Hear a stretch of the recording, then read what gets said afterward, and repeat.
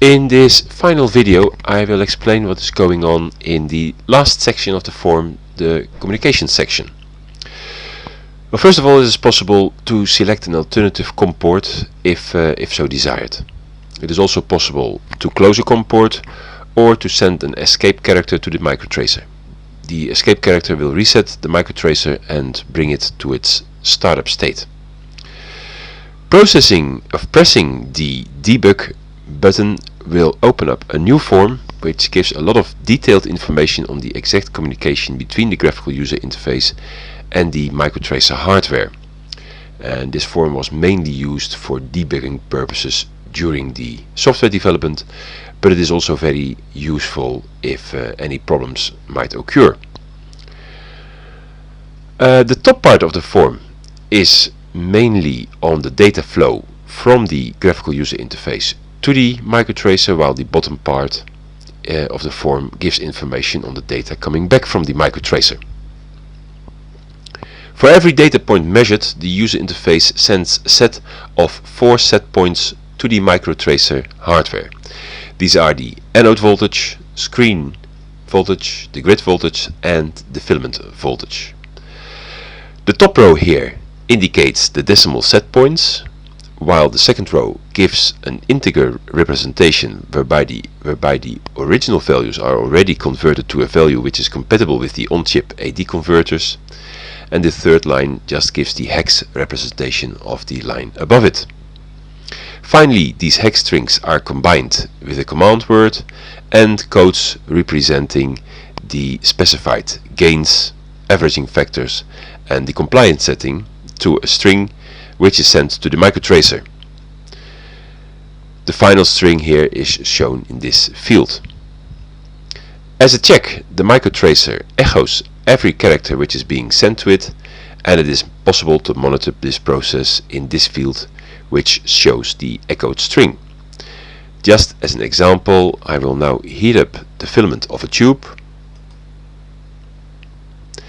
So what you will see is strings being sent, starting with 40, which is the command for heater voltage. The only value changing here is the heater voltage itself.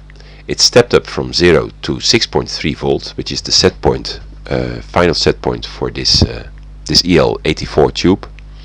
So the filament is now heating, and I can just use the time to talk on a bit. When the actual measurement is started, the microtracer will respond to a measurement string with a result string.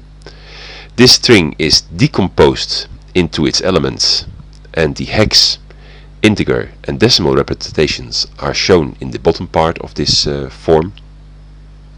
There are 8 columns, each column representing one of the 8 inputs of the AD converter.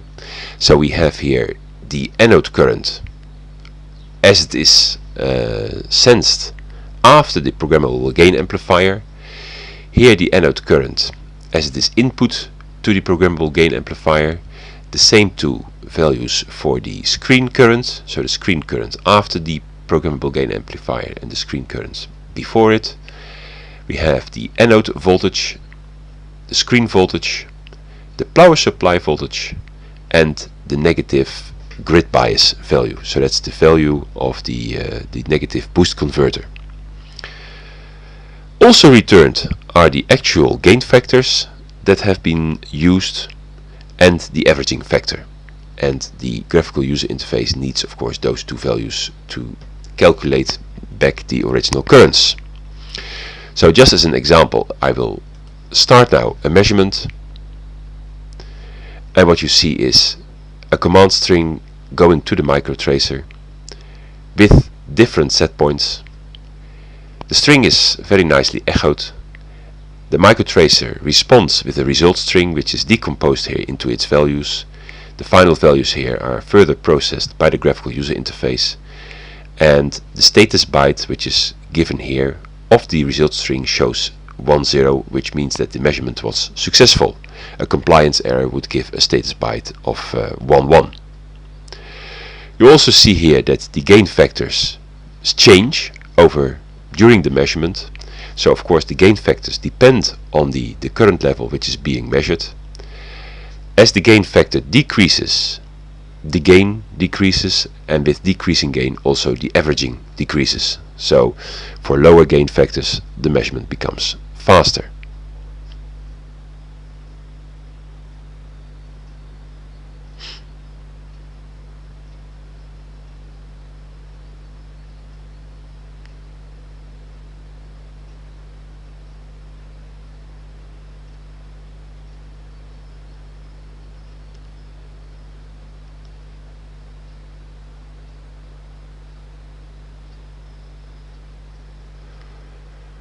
You see, by the way, that as the gain becomes less here for the anode current, because the current is higher,